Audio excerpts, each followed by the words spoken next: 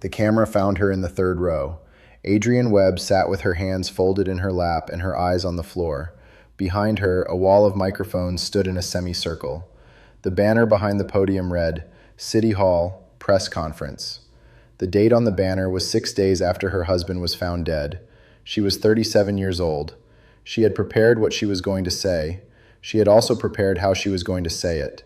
The difference mattered. She approached the microphone slowly. She was wearing a cream blouse and dark slacks. Her hair was pulled back. She did not wear much makeup. She was not performing grief the way grief is performed on television. She was performing it the way it is performed in courtrooms and church pews, where the audience has already decided what they are supposed to feel, and your job is to confirm it. She confirmed it. Her voice broke on the word husband. She paused. She let the pause run. Then she said the name that would change a man's life forever. Clifton Ross owed my husband money. She spoke without looking at notes. He threatened him. I was there. The room moved the way rooms move when something has just been said that cannot be unsaid. Reporters shifted in their seats. Camera operators adjusted angles. Somewhere in the back, someone whispered a name, Clifton Ross, the man who had worked beside Marcus Webb for 9 years, the man who would spend the next 2 years fighting for his freedom because a woman at a microphone had decided he was guilty, and she had decided it before her husband's body was cold. Marcus Webb owned a commercial refrigeration business in Henderson, Nevada. He had started it at 31 with a loan from his father and a second mortgage on a house he and Adrienne had bought 3 years earlier. The business installed and maintained cold storage systems for restaurants, grocery distributors, and one company that ran a fleet of refrigerated trucks along the western corridor. Marcus was not a flashy man. He drove a truck with the company logo on the door. He played poker on Friday nights with 3 friends he had known since high school. He coached his nephew's youth basketball team on Saturdays. He sent his mother a card every month with a handwritten note inside. He was, by every account available before the investigation, a man who had built something honest and kept it that way. Clifton Ross had been his business partner for 9 of those years. They had met at a supply house trade show in Phoenix. Clifton ran the logistics side, scheduling, inventory, driver routes. Marcus ran the technical side and handled client relationships. They were not close friends. They were something more functional. Partners who had learned each other's rhythms so completely that they could finish each other's sentences in business meetings. Their wives had become friendly over the years. Adrienne and Tanya Ross shared a book club with 2 other couples in the neighborhood. Birthday parties for the children overlapped. 4th of July cookouts were held at whichever house had the larger backyard. On the surface, everything between the 2 families was what it appeared to be. On the surface is where Adrienne Webb wanted everyone to stay. The night Marcus died, he was found in the garage of the family home by Adrienne herself. She called 911 at 11:47 p.m. Paramedics arrived 11 minutes later. Marcus was pronounced dead at the scene. The initial assessment from the responding officer, documented in the incident report, listed blunt force trauma to the head. There was no sign of forced entry. The garage door was closed. A work light Marcus used for late-night projects was still on. His truck was in the driveway. His wallet was on the kitchen counter. Adrienne told the first responding officers that she had been asleep when she heard a sound. She went to the garage. She found him. She called 911 immediately. She had no explanation for who did this or why. The investigation began the way investigations begin in American cities. Slowly, methodically, with the understanding that a body in a garage is not yet a case. The responding detective was a 15-year veteran named Ronald Purcell. He was thorough. He canvassed the neighborhood. He pulled security footage from 3 nearby businesses. He noted that Marcus had no known enemies, no criminal history, no debts to anyone who would resort to violence. He noted that the business was solvent. He noted that the relationship between the 2 partners, based on interviews with employees and suppliers, appeared professional and unremarkable. What he did not yet know, what no one knew yet, was that Adrienne Webb had already decided who killed her husband. She had not decided it that night. She had decided it before. And the press conference 6 days later was not an appeal for justice. It was an announcement of the verdict she had already reached. The first interview Adrienne gave after the press conference was to a local television station. She sat in the same cream blouse, and she cried the same controlled tears. She said Clifton Ross had been behind on his share of the business expenses for nearly a year.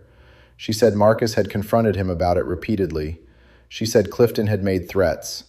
She did not provide dates, amounts, or witnesses. She did not need to. The story she was telling was a story people already knew how to believe. A business partner, money, a confrontation that went too far. The station ran her segment that evening. The station's social media posts hit community group shares within hours. Clifton Ross was already guilty in the court of public opinion before the first piece of evidence was ever submitted. When Detective Purcell interviewed Adrian 2 weeks after the murder, she repeated the same narrative with the precision of someone who had rehearsed it. She gave specific dates, or what sounded like specific dates.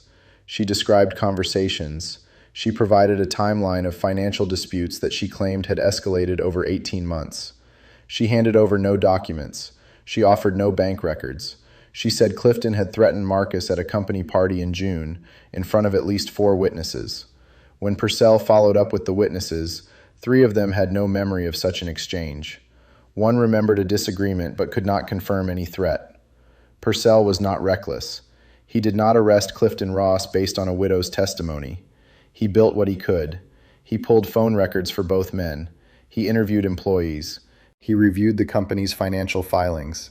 He found that Clifton had been late on 2 quarterly distributions to Marcus over the past year, by a combined total of approximately $4,200, but that Marcus had written the amounts off in his personal ledger as temporary cash flow delays. He found no evidence of threats. He found no motive that held up under scrutiny. What he found was a case built almost entirely on the word of a grieving widow, and a detective who understood that words without evidence are not enough for an arrest warrant. The case stalled for 4 months. Then Adrian Webb hired an attorney. The attorney requested a meeting with the district attorney's office. The attorney presented what he described as new evidence, a series of text messages, preserved by Adrian, that showed Clifton had been sending Marcus threatening communications in the weeks before the murder. The DA's office reviewed the texts. Based on that review, and on Adrian's formal statement, an arrest warrant was issued for Clifton Ross. He was taken into custody at his office on a Tuesday morning. He was 44 years old. He had never been arrested before. The trial preparation for the state of Nevada versus Clifton Ross lasted 11 months. During that time, Adrian Webb testified before the grand jury. She testified for 2 days. Her testimony, as described in the transcript reviewed by this channel, painted a portrait of a man whose financial troubles had curdled into rage, and whose rage had found its outlet in the garage of a house on a quiet street in Henderson. She described escalating disputes. She described a man who had stopped being able to look at her husband without anger. She described a final confrontation she believed had happened in the days before the murder, a confrontation she had not witnessed, but about which she had a detailed and specific account. The defense attorney, a public defender named Denise Okafor, tried to establish what the prosecution's case lacked: physical evidence linking Clifton to the scene. There was no DNA under Marcus Webb's fingernails. There was no surveillance footage placing Clifton at the house that night. There was no forensic evidence of a break-in. There was no weapon recovered. What there was, in abundance, was the testimony of a widow who had buried her husband and wanted the man she blamed to pay for it. The trial had been underway for 6 weeks when the Henderson Police Department executed a search warrant on a residence not connected to the Webb case. The target was a man named Dale Emmons, who was suspected of running a check fraud operation out of a rental property on the east side of the city. Emmons was not a peripheral figure. He was, according to the affidavit filed in support of the warrant, a person of ongoing interest in 3 open fraud investigations across 2 jurisdictions. The warrant authorized the seizure of electronics found at the property: 2 laptops, 3 phones, and a desktop computer. One of the phones, a Samsung Galaxy, model A54, dark blue case, was found in a bedroom drawer. The drawer also contained a stack of mail addressed to a name that was not Dale Emmons. The name on the mail was Adrian Webb. Detective Purcell, who had by then been reassigned to the fraud case as a consulting investigator, flagged the connection immediately. He obtained a separate warrant for the phone based on the mail evidence and the reasonable inference that it was not in Emmons's lawful possession. When the forensic extraction was completed 3 weeks later, The contents of the phone told a story that no one inside the district attorney's office had anticipated. The text messages between Adrienne Webb and an unknown contact, a number saved in her phone under the name Danny M., no last name, no additional contact information, began approximately 7 months before Marcus Webb's death. The early messages were mundane: scheduling, logistics, a reference to a property on the east side of the city. Then, starting about 3 months before the murder, the tone shifted. Plans were discussed. Contingencies were mentioned. One message, time-stamped 11 days before Marcus died, read, "He needs to be gone before the end of the month. I can't keep pretending." The response from Danny M., "I told you what it costs. You sure about this?" Adrian's reply, 40 minutes later, "Yes, it's done."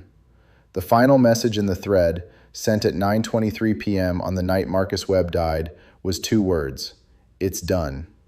3 minutes after that, "Wait 3 days before you come back. Don't contact me until I reach out." The timestamps were logged automatically by the phone's operating system. They were not editable by the user without specialized software and deliberate intent to alter metadata. The forensic examiner who testified at the subsequent trial stated that there was no evidence the timestamps had been manipulated. The state moved to dismiss the case against Clifton Ross. The motion, filed by the DA's office, cited newly discovered evidence that directly contradicted the factual basis for the original charges. Clifton Ross, who had spent 14 months in custody awaiting trial, walked out of the courthouse on a Thursday morning in March. His wife was waiting for him on the front steps. He did not speak to the press. His attorney issued a brief statement saying Mr. Ross wished to return to his family and asked for privacy. 3 days after the dismissal, Adrienne Webb was arrested at her home. She was charged with 1 count of conspiracy to commit murder, 1 count of solicitation of murder, and 1 count of making false statements to law enforcement. The arrest came 17 months after her husband's body was found in the garage. She was held without bond. Her attorney did not return calls for comment. The second trial began 14 months later in the Clark County Courthouse. The prosecution's case rested on the phone records and the text message thread, but it did not rest on those alone. The state called a forensic accountant who walked the jury through Adrienne Webb's financial disclosures in the months preceding the murder. What the accountant found was a pattern. 7 months before Marcus died, Adrienne had begun transferring money from a joint savings account into a private account in her name alone. The total transferred was just over $38,000. The last significant transfer, $12,000, occurred 4 days after the murder. The jury heard about the insurance policy as well. Marcus Webb carried a life insurance policy with a face value of $500,000. Adrienne Webb was the sole beneficiary. The policy had been increased by $200,000 8 months before his death. The increase required only a signature and a health questionnaire that Adrienne, according to testimony from the insurance company's records custodian, had filled out on her husband's behalf. The prosecution's strongest witness was not a forensic analyst or a financial expert. It was the man identified only as Danny M.